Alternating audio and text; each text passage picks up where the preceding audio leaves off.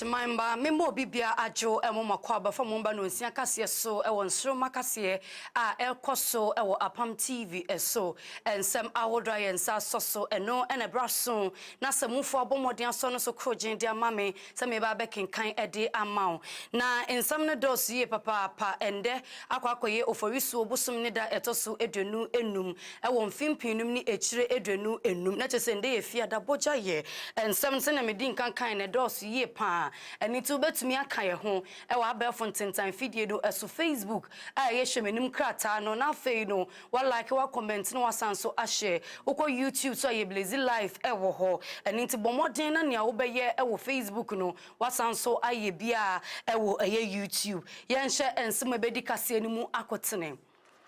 Eko wasimpenimfo wono edi dwumedie ahwehwe so ewon kampomponi mantam ha eno no enam so matetremu ni a oda eko wasno ano abomoden di nsem bi atu eje okyeremu se eba no ejedie ni nkita ho ekoso ewo eye eko was emu no eye mfaso no egina ohankyechemu no dumienu esua Saso eni ebekwa kopie mu ewo NPP4 wono akache emprempren wono abomoden akọ wono party headquarters edi dwumedie bi akọ hyehyehye so sani ebebo mu wo thank you to no ebetumi efrase memne da edi yenim ebe Yedi yeni echiremu ewo nsemfufuro mu dia eya dia ora Justin Kodua bomodin din sembi atu eja ni nyina ene ye chawpa ode kọ ede amatememufo se you eye mfumso de batanipa ho eni ntini se NPP4 afum eye tememu a anomanfo ewo manga ne mu eni die mu kwanso wonfa enche Wayne nsam awodro ena edihye editie ena me nana ama Fordjour magie kunwa eba bekenkan ede amawo yade na ase ni na be ma Apam Global Church asafodon sadane de na wono eso ya sinema yede kase ne yede ebe sommo dane de nyina no wono ene ye bomo wono egiye nso eni ntino yawade bia ye mpaebo kese ekoso ewo fidwem ha sene dane de na ye kano no mpaebo enti dane de bia na ye yawade bia na ye mpaebo ewo fidwem ha unimo bi oyare unimo ni bia nipa no tempenko nedwumasem enko yi awaresem edwuma bibi bia no chronic diseases and na friends se kwankroya de bia atena wo so achedo Apam Global Church ena mecha utia aba be piebo obode adom na ode echena edom ye ni kwasiada kenyan som ebekoso two service first service and second service first service no efrase wo bra no nson abo anapa ede kwakopem no nkron empemu ne yede ahyehyɛ so ana second service no ede ahyehyɛ so ekopem 11:30 na yede esuma etosumienu no yede no so akwakogu so Tiom rescue point ana so Tiom rescue junction ehɔ na tena ekase no ebutuo enkyerkyeremu aso sinimi de nyina no ubenya 0249 669-993 0249-669-993 and 0540-378-282 0540-378-282 na nimpedifo achiche enkomo yenda ne ye ho nkomra ye ba ensem no meje pene na makenkan ede asom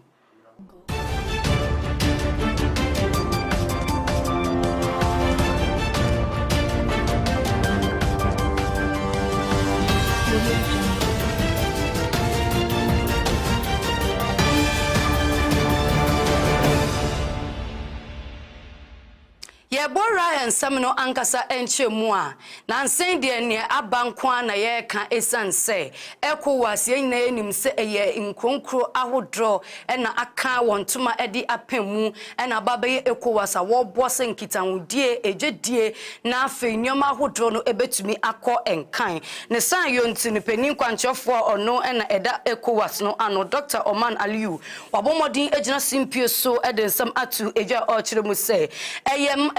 nkronkro edu ensia 16 countries ena wono aka bom ena wono aye ECOWAS no nanso dum se bia Togo nkofo wo Togo wode woniema efiri wode abagana ne bonko saaso no wode firi Ghana de ko ebia eye nkrofo froso a eno so eso ne bo enko eno ena opani no ekiremu se sanka wo tena se aka wo ho ade abom na wona kokudin a ke no bebo pa ama jodie mu no ahyemu kina sane bebo ma ye sika atete apansam no etumi ejina borane okyere mu se ejedi aye wodi ewo ECOWAS mu no sika ketewa bi anamfa so kuma bi na wonya ye ohankyekye mu no dumienu eni ntia wo se wo ye bribi e de fa. The low level of intra-community trade. Despite being a customs union, intra-community trade within ECOWAS stands at 12%. This is considerably low compared to the European Union and ASEAN countries. To resolve this, we must continue to address the infrastructure and energy deficit as well as non-tariff barriers. But most significantly, we must address supply-side constraints by raising productivity in our communities and in our economies. To raise productivity, we must be able to attract investment both from within and from outside the region. Our market of 400 million people is a potential magnet to investors. This, once again, underlines the importance of regional integration, as few meaningful investors are attracted by the small size of our individual domestic markets. It was a sad day for the democracy of this country, whereby under the Fourth Republic, an independent organ,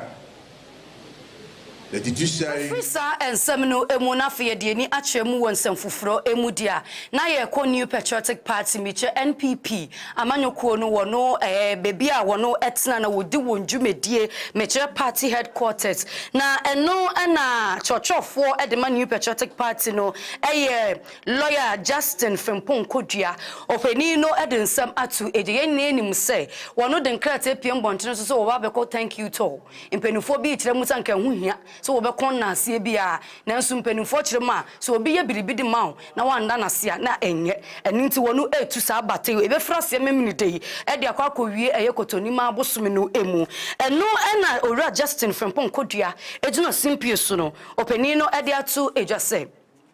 Ghana Mampeni His Excellency Ora John Dramani Mahama senya wepia her ladyship Gertrude Araba Esa Basaki Tokonu Meche Chief Justice wepia no de nesin chan enam say enkofom yensa etro petition edebre ne say nyoma oye no enne Ghana yamambra no embebra eni ntini mprempren Ghana Mampeni nchina se akunwa na eno na Ghana Mampeni bo modem bo nkrata na chi edema Council of State na impenifo achirema na nkanya sa na etie eni ntinu impenifo awodro ni bebrenu a etro ye de ko eye asemdibia ahodro meche Supreme Court and a court bad time so obobo modern aye nhihwemu wasa ensebe no ehun na wode tabo no atoso sania won yi eye ma mi Gertrude enfin free sa debre no emu na nso ni mprempren Ora Justin Kodua echire Ghana Mampeni apia na sinchense abaduko wate no wo ba ba ye nhihwemu ntise nhihwemu ni wie peya na wona sanso de na ba so wode ne bebe won fa ne mba ebe kire sa ebe gina sa nhihwemu no eso eno no peni no echire mu say ene kabi ma min kabi amemuo no Ebra. It's a sad day for the democracy of this country, whereby under the Fourth Republic, an independent organ, the judiciary, was attacked to the extent that the Chief Justice of the Republic had been suspended by the sitting president, something that has never happened under this Fourth Republic. And as a party, we are using this medium to show our displeasure about the action of His Excellency John Dramani Mahama. This is not the democracy Ghana wishes for. And as a country that has gone through several elections, there should be progression, not retrogression. The action by His Excellency President Mahama is not just absurd, but also repugnant and unconstitutional. More so when we know a petition has been filed at the Supreme Court challenging the very process. At least the president should adhere to the rules and principles of the law. Yada so ejinemu ewo eye chochofo edema New Patriotic Party Owura Justin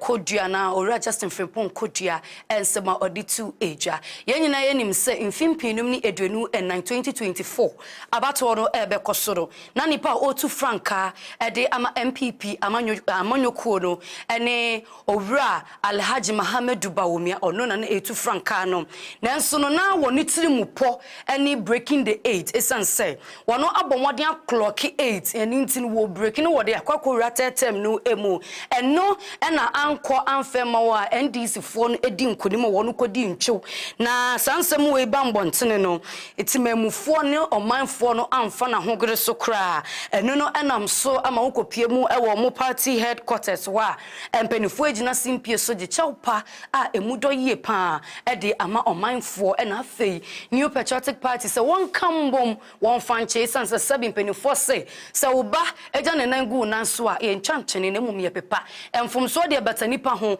won fanche won sane ebebo ne won beka bom na 2028 abato no wono etumi ehwiri edi nkonim. To Ghanaians who were disappointed with us as a party, as a government, because of certain inactions and actions of our party and our government, we have heard you, and as a party, we are reflected on everything that happened during our tenure of office. We know we did our best in terms of infrastructure, in terms of policies, but we didn't get everything right. So to everyone who hears us, who watches us, on behalf of the National Party, we want to say we are sorry for the disappointment that you had. But we can assure you that we have learned our lessons, and the restructuring that is going to happen in our party will make sure that the New Patriotic Party comes back on the right road, and in 2028, when by God's grace you give us the mantle, all the wrongs that were made will be corrected for us to have a better government under the leadership of a flag bearer that we will serve. Onono kasa ye ewie ye pe na Dr. Alhaji Mohammed Bawumia ono suko gina simpie so ewo eye party headquarters wa na odin sembi atu eja ochiremu se entwodia NPP fu edi ye no eno no nansoma nchichemu awodro bebre no a na aba party no emu osre ede ne nsato ne nsayemu se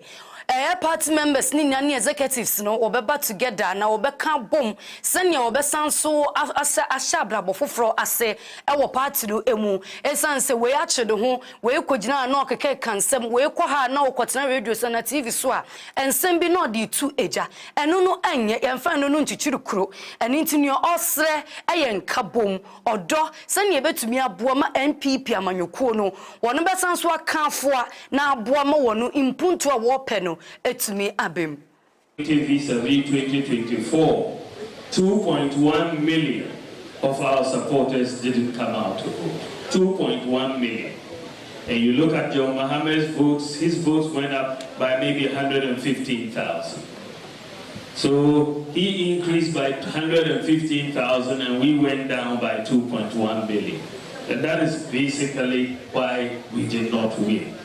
So the key to victory going forward is within the MPP. It is within ourselves because we decided not to vote. So if we decide to vote, we would win. So the key is ourselves. It is ourselves. So that is what we have to understand and take going forward. When we finished the election, there were so many people who were given different reasons for why we lost. So many different reasons. But people were speaking without data. And you know, you can only speak forcefully with data. When you look at the reasons people were offering, one of the reasons people offered was that they said that they didn't vote for us because our presidential candidate was Muslim. Have you not heard that? Didn't you hear that? When I heard that, I said, this doesn't make sense. This is not the Ghana that I know. Because if you look at it, we went for primaries. We had 10 contestants. I was 1 Muslim, 9 Christians. But the MPP voted for the Muslim presidential candidate. So that could not be the case. So I decided to do some data analysis to test this hypothesis. And when you look at the data is very clear. In many constituencies across the country, the MPP presidential candidate performed better than the Christian parliamentary candidate. In many constituencies across. So it couldn't be, if they were voting because of religion, I shouldn't be performing better than the Christian parliamentary candidates. Even my good friend, Fordjour, who is giving a lot of heat to the government at the moment in Parliament. Ya concern fufro emu ewo kaseɛ no ɛso a ɛyɛ Ghana CEO Summit ne fa ɛtoso enkron wɔ no apa ho entoma protocol kasɛm ye bɛka sɛ wɔno anlaunch ɛno no ɛnam so amampanimfo enintini ni entitiri abomoden aba bepie mu ɛwɔ ɛyɛ dwumadie do ase wɔn nyina to adwen kwan a wɔbɛfa so ɛgyedie ni sikasɛm ɛbɛtumi afa de ntema pa efra. See World Bank reports on business regulations in Ghana. Na idea be a sefem kakra. But at the same time, no we share senior business regulations to Ghana now. With the new presidents and the commitment of private sector, no, it beats me up and say be register our business here. Beats me the 1 day and I say 2 days. Ghana no na bottlenecks no edoso. So as private businesses no, the business regulation any idea kesia high. I feel so na taxes na. Ghana no senior bibia a taxi, sometimes you are double taxed, and no nyina na see a program see any GRA boss so to the support obeba enti no mo betenase na mo hu say see a taxes no enya ade a say e bia ye chesi yen anasa yema ekoban say wutia tax kra na afi wo de ho akoto problem ya ye kire say at this time as business people no ya etua tax no kra na say aban no for kwan bi so na eja oye urura kakra na ema bibia ekoso esan say o ma business impedifo ni gia na so mutua taxes na ena oman no enyisika and those are some of the issues that private sector leaders IPC discussing CEOs summits, business regulation environments and tax issues. Where am I marketing? Near jobs that government open. Oba. Inti I want to win him as sama owo goma oma gom on ye and all ye. Inti periodically every year CEO Samisi Badui. Topics about the ban. All my business leaders, captains of industry, when your government Jizzy in Ketahu, my government who as I about my year, the one my business climate now improve. And so it's very important that I'm dialoguing because what's the one Chakwan who's a Kwan Wachi and Kwanoko straight. And see occasionally say I wanna we are responsible for creating jobs and bringing about productivity. When you want government will create environments, ma ilma kodon wakasa, all my will exchange ideas obwa henya noma mano kwenyim kakra. Onyonyamfo a ono ehye ensamchofo eso meche Ghana Journalists Association pedin kwanchefo oda ano ani owura Albert Kwabena Dumfo opelino edinsam atu eja enam se ensamchofo eno no won edinsam ensawoso ntino obomoden etunsa edefe won na odinsam bi atu wonu enim wo tosa ensam nyina no ede amane Ghana Mampeni His Excellency Owura John Dramani Mahama say from egudie no nneema wo no edi egu akwan so se wode eku etia no eye nneema bi a emu emmre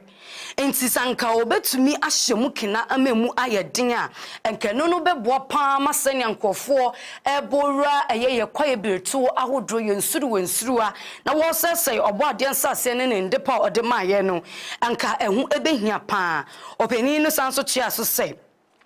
legislative instrument 2462 eno a ewo mrashobedofia eno no ma eye nkofo tumi se obetumi abora asase bia so anakwaye biemu akwakotu safo megudie no ombo modin tintontan ontimu emfimfidi ho. Monitoring the interventions the government has put in place to deal with the problem of galamsey under the auspices of the Ministry of Lands and Natural Resources. We regret to note that the media is missing in these interventions, which makes us more gullible and exposed to severe risk. In the near future, we shall be asking the Minister of Lands and Natural Resources questions about our reservations. And also, we shall be also engaging the police, especially the new IGP, to ascertain to find out what they are doing to provide protection for journalists reporting from this hazardous galamsey site. Yada swe jinemu ewo owura Albert Kwabena Jumfo akache osanso tiaso a odinsembi etu eja yenina yenim se semchoni ba kon wagidin ye pa ene eye Ahmed Swali na eya de a wada ninsa benkum eso ebimu ena wonu kotuhye ne so na wogi opani no ekra edi free nsem na nsemchofo ejuma yi bia na oye na nu no opani no ekiremu se senia ensem ne yetete na sre ene abasa ewo eyasem dibia hodro no nebo enje so kra na emom no de ne nan be sifom senia wonwa wode wo ho be fodi mu ama ye je abrantie yi kra free nsem no obe patentrene ede amasem choni ameswali ni wo no. Swali case with keen interest. Although one suspect has been arrested and is currently facing trial, many issues surrounding the case are still not clear to us. So far, our efforts to get clarity on those issues from the police have not been successful. We once again call on the police to update the public on the case through periodic findings or periodic briefings, let me put it. So we call on the police to update the public on the case through periodic briefings, given the huge public interest in this case, both at the national and international levels. We wish to emphasize that our position to seek external intervention in this case has not changed. We will only shift from our position when we are totally convinced that justice is at hand. And as a result of that, we will shift from our initial position when we are totally convinced that justice is at hand. Ghana Rishmamba Ebejina Ora Albert Kwabena Jumfo Sabdo Esoye Home Wakasia so Embassy.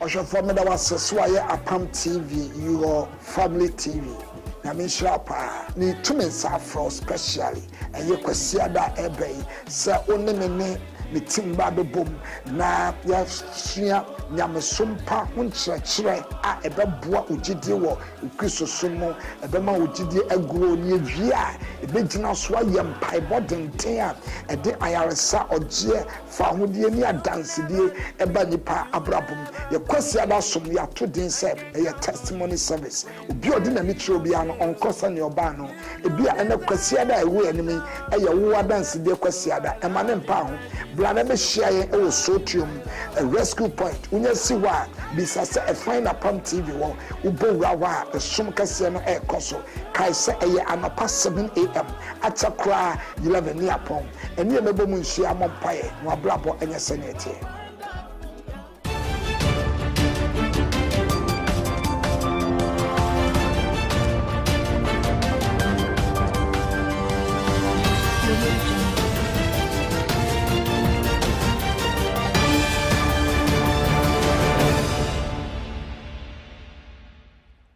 Nenda wasesa okan ye homa ye home Kaseɛ no so ye to so edi amawa ye kɔ mrahwebedwa efie ye kɔpie mu ɛwɔ hɔ dia ɛyɛ select committee a ɛwɔ ɛhɔ no wɔno ɛhwɛ mfididwuma ɛna afei ɔbɔ ade nsase ɛne ne ndɔba ɛne ndepa ɔde adomye empanifo abɔmɔden akonsrahwɛ ɛwɔ sehi wioso ɛno no wasante mantam no emu empanifo ɛno no wɔ ɛyɛ Western North region na empanifo ɛkɔɔyɛ no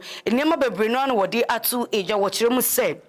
wano akɔ integrated recycling and composting plant and fill site eno no wasante mantem na afi wowi wode wonu ekyire mu ɛwɔ Western North region sɛnea ɛbɛboa ma nneɛma etubi akɔso sɛnea ɛsɛ ɛfata wɔkyerɛ mu sɛ sɛnea wɔnu di wɔn dwumedie ɛba no ɛyɛ nneɛma wɔno afefafefa wɔsiesie wɔ hɔ no ɛnkɔyie kura ɛne ntini wɔde nneɛma ba begu na akwan so sɛnea ɛbɛboa ma ahonidie ho nsɛm etumi afa ne ntimapa efra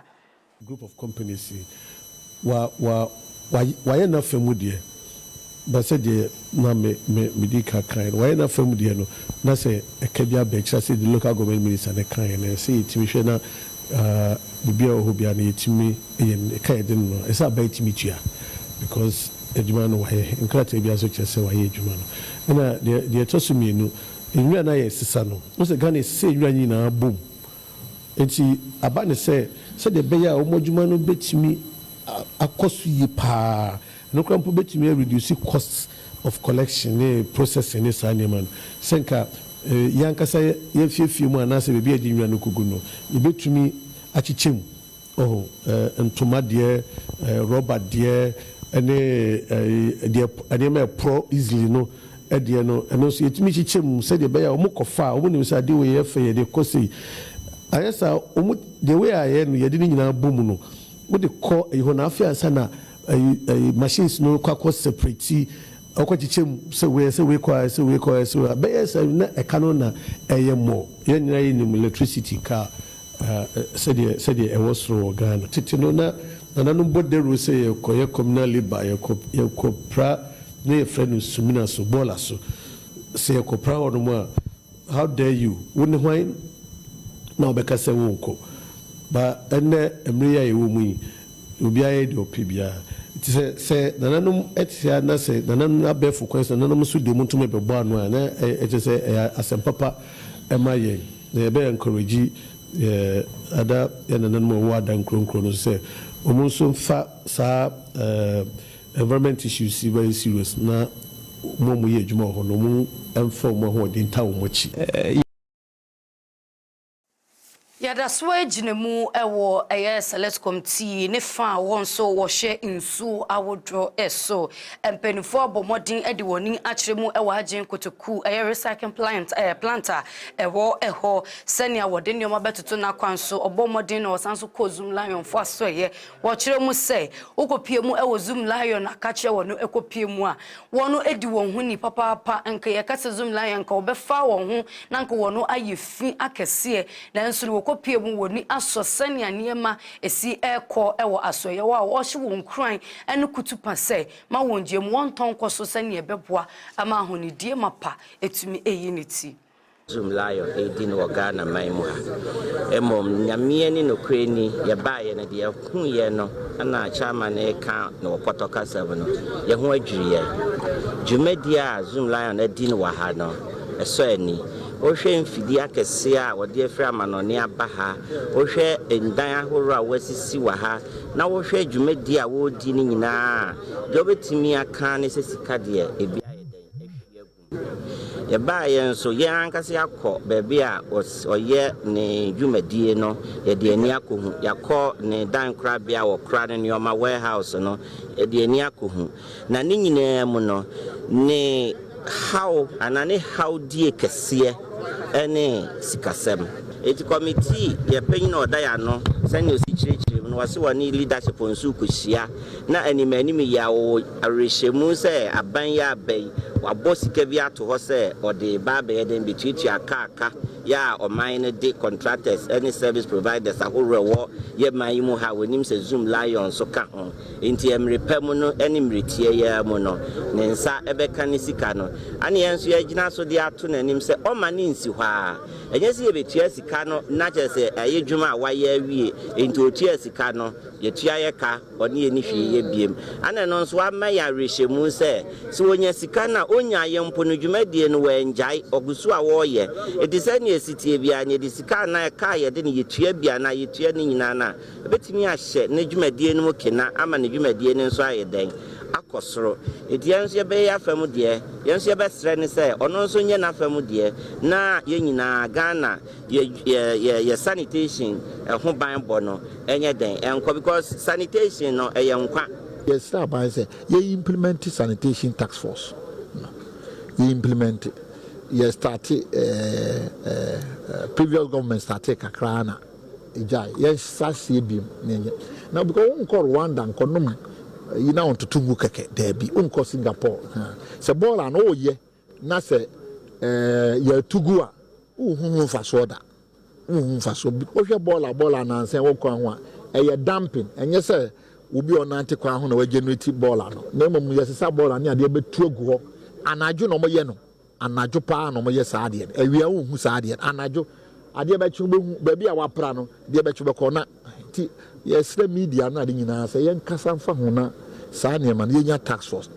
na yen Zoom Lion ye ni bylaw bi a ye de implement a force to arrest people. We don't have it. And no our assembly in chain the assembly no and bomodia yes, I am. And one of the kita bylaws, so they should enforce it, and so that it will help us. Yes, I can baby, you will see the impact. Say, upra baby, nobody ball like a crab go. I'm a winning iffy. It will be crab and say, oh, yeah, and so now I hear you, UPSA ewo enkampuni mante muha eno enam so ama eye impedimfo a wono enim abefo kwan ensem eso expert a wono abene akwadale abomodi afre won wakasa eduru dwam won asabo wonim die efasikasam entotoye eho se won bra na won sinkunja se ne obeto ato adwen na ye sikasam ya pomudin fa no etumi edina ne naso na akonanim anything penifo echiremu se yet what did I would draw the Danny day na no bones so bigina with him or babaji at war nisan near mano never so who say what Danny and any what to call a bear for coin swa and no ba bomber ye sick and some at upon some no etimi ejinan and nasu ye pa. Mine yeshre almost about $9 billion or so annually. Anoding na I say yeshi aneno. Yet for the whole Ghana sectors in baby sikani new fabia. You in a sign another section a choir model band a faswa. You seek a send between Abahom by I a new beam and a discuss here. You in a man crofosal more industry name other CSOs near other organizations now better I say ye pension pensemo. Now ye can who said so my who says Cadia. Your church community assess for me about 6% of allocation they call national health insurance. Yeah, that your friends say your car day is servicing of debt. See council about 5% or so, 50%, and a cover size can issue on mine. And see, and then you discusses on a larger scale. Say we find solution to this. A quite benefit first one. You who the root causes I must adiba. Near you call Ben Chrome say our revenues will be digitalized or say digitalization, you leverage on innovations and digitalization. That is solve your problem. Tax say buying a share say you be treat you be arbitria Jumai for ne Momudija Obia Dobitria. Na buying na or any budget or the amount we are say Skeleton and you say Obeji Afibia Obeji say. Na you know, Anna binding to me and Yasa Scano. obehwe na de also bitua no ntua obu wa ontua hwe obu wa so de also tua no teso ontua ni nyina de na ma ne basa ebi wa na wonse dwumade bia ma nipa na eye bebre a ema sebio enye obi na ejinidi otimi yi no da to baabi ana ofamba enti ene de ne ye ne se ye hwe kwan e be fa so a saa leakages no ka no bebi asika no fa no ana se emma no de na betimi ayi ama ban ti menya sika no na di na tu na ni so no ene ye se na abefo computer me kan sa abefo computer ene programs o ma ye timidi ehwe ma emma nipa ewo mu ne so te na computer na kasa ai taxes no na aban ho se bia say 10 cities or 20 cities or say thousands say no so ye no ba otimi age na kwa aban ho ye frisa esabdo esodiani edieni echemu ewotapa amanfrom enenu wo timantam no emu omanfo ana impotemfo ewo ho ne ohempon ewo ho no wode adesrede akọ edi amagana mampeni his excellency owura John Dramani Mahama say wana kwantempon ne nyakura eye imfuturo nko na wo bre no wo obibese wo nheli ko mu saa eba ne sa na de yade ani niema hodro no na eba eni nti wo sre Ghana mampeni say enimani ya oncha neni enfambra wono aso ye ho mekire tepam amfrom sani obetumi aye wono kwantempon no edi ama na abo ma ejwedie ho nsem no etumi akoso enye kwatese ho ya ne de ya ho de na nanom position kakra bae ye hwe ma bi ensei so to high ti ya ensei position no be ayi kwatese ti ye de kwatese ye sra ban c'est ça kakota on va me gusu emaye yebre surtout haya pa yesra ban c'est omra me boye on sait c'est yakwa romo akwa ni na me as member of parliament for the district of constituency I akoye no mebo me home body ahwe kwan ya mefa so akofida road for ho minister for roads so ebe kasa ahwe kwan ya ebe fa so aboa ekrono ama omo kwan no ayeyi nanso me di ekire eyesa nema we nyina so me follow up akọ diary na mahwe eno so mo a ebi bebe fi ho aba ama omotumi aye kwan no yenka say fidaro so ba be ye nti no yen hwe ne a eye via responso ebetumi aye nti betu anamo akọ via responso ho ne a ebe ye ntem no na omo abehwe aye kwan na Dr. Kwame Amponsa ewo Ghana Health Service na openi no so akyeremu afa eye hepatitis B eye pania de wo motofo enkoda no na ebedifo edi atu ejase wono edi nhyehyeye egu akwemu sania eye wode nhyehyeye egu akwemu sania ebeboa ama eye motofo no wobetumi de hepatitis B pania no ede awo na wochimienu ene wodi esi wo na say 2 weeks ene wode sa agimedie we ebe hyehye so yare ka mrebo na de ba de doso na mum de ye ka ho asem sisi a de ye friend virus mo anketenkete ya yemfa ye ni hu no ba ku bi wo mo ye friend hepatitis B ono de o ha adwene pa na obasa tumi manipa obrebo no ho ka bi kura tumi nya kokram tumi tom de friend liver cancer no na ama sabi uti anye ya na ko asamado hepatitis B bed those you can say bimbo panie ye wo bimbo panie no dada eka the friend pentavalent no 5-in-1 aye de mabra abofra na nya na otwinsia na otwidu ene na otwidu 9 6 10 14 weeks na recommendation amansanka bom ku friend no WHO amohwe apomden aso ye so no e kire se yemma a minimum of 3 sa hepatitis panie no miensa yemfiase bra ya wo abofra no na ye de na ye hyiase 2002 a medin kan ho so ye 6 10 14 weeks no on say aba ya wo abofra no kan ho enu mom de no na afena aban de eba ti ya ho adwuma ache ya start is ya ho adwuma mfie bebrebe ni na nyame ncha de you ka say ntu ama afie nko na wie ye plan mu de yes third quarter je chesa aka bosome miensa na afena ko na wie nti October November December mu hode na yenim se nyame ncha de na ye de abeka ho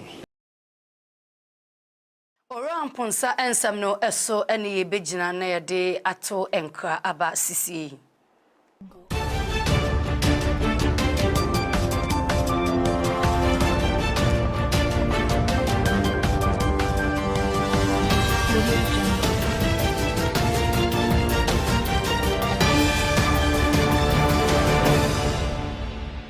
From the was Apam TV, your family TV. Nsroma ni tumensa for specially and ye kwasiada ebe sa onemene ni timba do bom na ya sua nyamesompa hunkyerɛkyerɛ a ɛbɛboa ogidi wɔ kristoso mu ɛbɛma ogidi aguro ni awia ɛbɛgyina so ayɛ mpaebɔ denten a ɛde ayaresa ɔgye fa hodie ni adansedie ɛba nipa abrabom yɛ kwasiada som yɛ ato din sɛ ɛyɛ testimony service obi ɔde na mitro bia no ɔnkɔsa ne ɔba no ebi a ɛna kwasiada ɛwɔ anim ɛyɛ wo adansedie kwasiada ɛma ne mpa ho blana be share e sotium a rescue point unya siwa bisa se e find Apam TV wo ubonwa wa som kase no e koso kai se e anapa 7 am atakra 11 ni apon eni e mebo mu nsia mompae no ablabo enye senete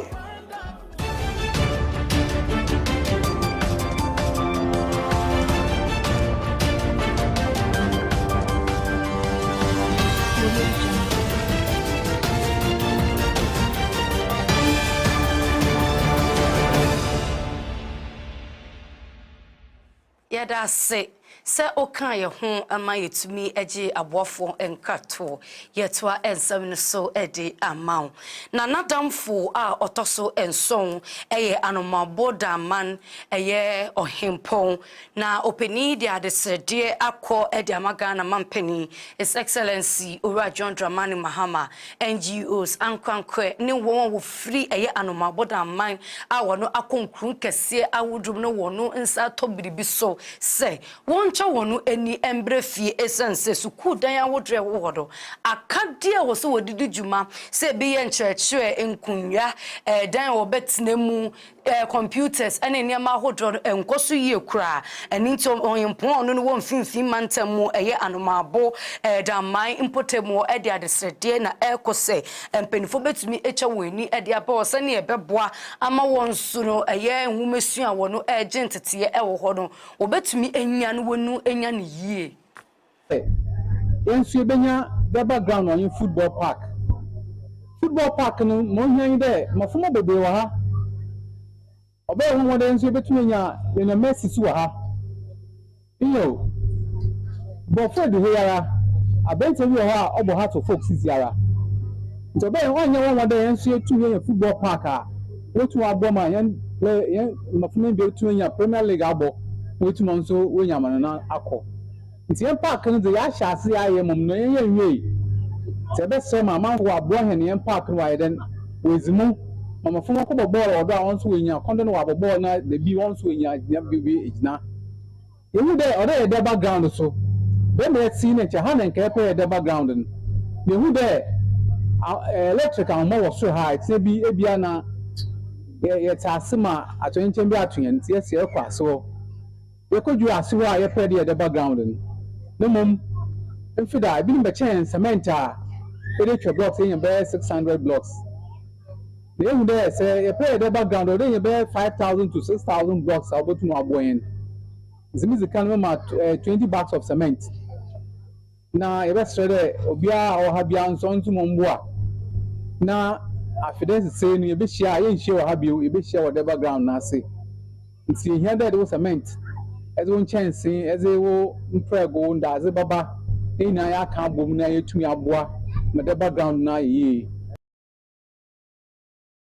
Yedi yeni achemu ewa apomudin ensem emudia na empem bebre no se empenimfo ne emba mpenimfo wono afa yefunu no wono kọ ayaresabia se wono ekwa akọje ayareshe na afi wono ekwa akọwo a niema bebre no na eta esi na autism yade bia sabe se wenya kokuduro na nkoda ne bi befre mu a wansha sene wonsuban no wonde ye bi atintie no obeto wono ajejem esanse de bia na wofa bi ajejo wontumi enkasa wonde ye ne wona grudie bi instances so eno enenam so amapenin kwanchefo no abeni akwadale eba no autism nyoma ehwo mame Hilda na Dr. Hilda abonwode ne nsemchofo achiche enkomo se semprempren na se wunya eye enkoda bia etesa no wo autism yade no a eye na wosuo mumusa esanse to de bia na se ne wonu suban ne niam atinti wontumi nko school ni ade na mmom sa wodi abotre ne odo edi ya enu no ewie peye fo bebre se autism no eye bia eye na adwin mu aka no akwala na adwin mu aka no ana say mental illness enso so no autism no eye neurodevelopmental disorder I say akwala no na adwin no senia eye adwuma na eye function no eno na atosin kakra but yet say bia when you schizophrenia and now say bipolar disorder na entisa neurodevelopmental ye de wakola no na ebi mo nsusu say nkola nkwa na wo autism ni bi na autism no opani kra say nkola na omo autism no omunyi be ye mpanimfo na omunyi be ye mpanimfo a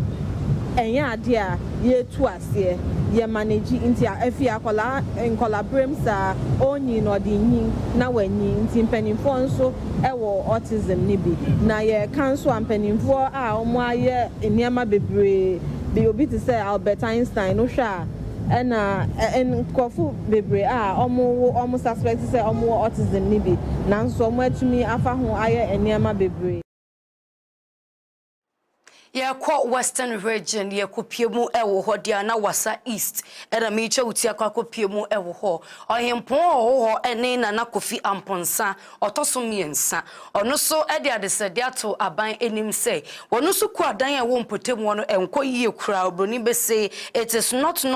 emwa kindergarten ko yie primary enko yie basic school ni na enko yie ene ntin wo srempenim for say enye man koda no so obetumi akwa akotirem no na akwa agentete esanse ye hye akade ne niema ahodo ekoso ewukro kese emu a ewoso sanyema ne bia na nke bankro nketua no emu sanya nkoda no so obetumi enya so mfaso na daachi bi wonu kohyiehye wono afefo a wono enkonkotom eni ntino ohempon ekiremu se eyade a wono efiri biribi ase na enso no imprempren na Kofi Amponsa otoso miensa se odade sede ekọ ede magana mampeni se ombra no mbeso wono asese ne obetumi ewie. The minimization area is now technology, the education, and the main polarity. The very say education, able to me a fan into my page, in a community, no kindergarten school, no me buy or mother to me school name, ya project. With the minimization area is now technology, the education, and the main polarity. The very say education, able to me a fan into my page, in a community, no kindergarten school, no me buy or mother to me school name, ya project. With the minimization area is now technology, the education, and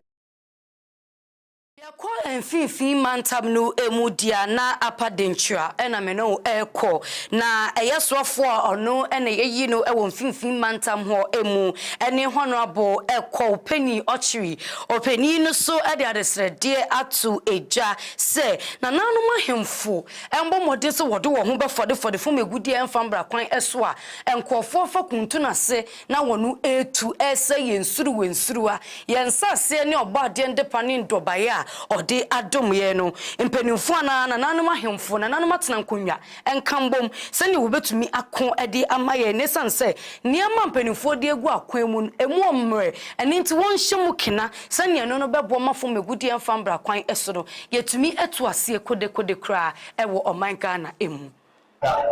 nananum ehumi mo baka se yɛn nso yɛyɛ bia ɛyɛ yi nananom meda ɔmo ase adwuma no a ɛwɔ yɛ nim no ɛso yɛ meka ne sɛ ɔdɔ no a amanfɔde maa me no a wɔn sɛ wɔdidie wɔ mu sɛ mede bɛyɛ adwuma wɔmfa saa dɔ nanta n'akyi adwuma no a ɛwɔ de nkyerɛ ha no obi anim sɛ adwuma no ɛso ɔmoma yɛ nyinaa yɛnka yɛ ho mum na yɛnyere yɛ ho medi sɛ yɛ nyinaa yɛde yɛn nsa pia a ɛbɛkɔ n'anim sɛ nsɛm no ɛyɛ national issue aban no to anammɔn bebree a ɔde directives ba 1 ɔsɛ yɛnyɛ mining ɛwɔ forest 2 ɛma yɛnyɛ mining ɛwɔ nsuo 3 wobɛyɛ mining a wobɛnya wɔ nkrataa woba upper Denkyira constituency adwuma nipa dodoɔ no ɛyɛ mining sɛdeɛ aban no ka no ɛno sɛ tibamufo no obiara te ɛnyɛ adeɛ ɔmɛkɔ akɔyɛ mining no ɛwɔ forest anaasɛ ɔbɛyɛ ne nsuo sɛ yɛn nyinaa pɛ sɛ ahotɔ ba a nhyehyɛeɛ a aban no de aba no yɛdi so a yɛn nyinaa ahotɔ bɛba ɛnam pɛmpɛn a yɛkɛsɛ yi ada amampɛn na ama ne yɛ aboro kɛsɛ yi dɛ amanfo no yɛ illegal mining galamsey na adade na ma ɔtwa awo ɔma akoma hyese nsu bɛsi na wɔyɛ ɔyɛ kwan na yɛdi atoa na wɔyɛ ɔno na ɔtwa awo ana masra mo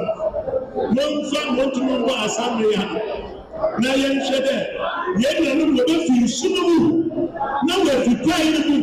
na yɛn nsu no yɛ ɛwɔ nso sɛ ne yɛabɔ yɛakɔ abɛtu nso ban ɛnɛ no ɔrenkyɛ biara in 5 years time sɛ ɛyɛ sika na tɔ bottle water 1,000 cedis mpa ɛyɛ sika no wɔatɔ akɔtɔ na you will not be sure of the content of that water you will do on its a very scam all right but me here in Sodom until yes I want to soon now why your money and I want to forest I hear that to open to hear that to know your value on my pay my message of a job no few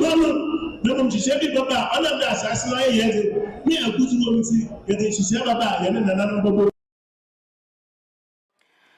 Ghana de shimamba aha ene bebe me kwan ma ensem awodra ye boaboa ano ewo ye man mu no ye de ni nyina no ebesi ede amamo ende oforisu obosome da etoso edenu enum ne di esi ede amam ye mfa na ase ni nyina no ema Apam Global Church asafo no sedan de na wo no eso yasene ama ye de kase ne de ebesom mu ya wade bia no mpa bokese ekoso ewo fidue mu ha eni ti se wonten ye nka eni ene ye wo ase be bo hu dawro ede amma esan say ebia ne we chinchin nsori wakomiamia hodro bebre bebia na nka ni kwan se wo koro wo de wo ho akofode fode ho a bebia betumi agyew ewo wieye mbre mu no ene Apam Global Church asafo no esan say se adwuma na enkoso awaresem na aye basa wo dan ena wo hihye ni ma wonsa enkan ibusua yi utotwene wo bo abrabo bia enkoso wo se wo tempen kopa wo bo abrabo butu bebia wugina no a eno na wugina bebi ba ko pe ena mecha wutia aba be pie mu ene Apam Global Church asaforo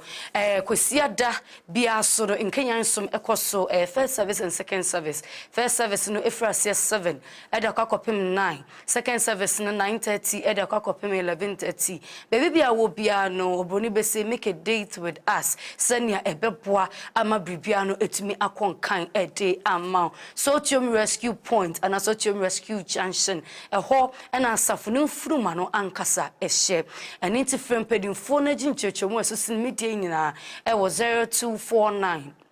669-993 0249-669-993 and 0540-378-282 0540-378-282 now in 34 enchiche enkomo yemfa na ase etoso mienu no enkonfam ma eye production crew ni nyina no ase senya won wanka yentumi enkenkan kase yebeda mufta wa sese na wochimu ni na waboye ho ana waka ye ho produce eye news ede amaye sa so ne sebu for ye sofu nyame ba chesi ono na abrini na no bomodin sa ye kase de mu edemaye na ye bekenkan ede emma meso ameje pene ekenkan ya na msomo na wachi mu nyina ne ende medin ameje so ene nana ama Fordjour obade amba ye besansu ehia mema wo ene hye enyado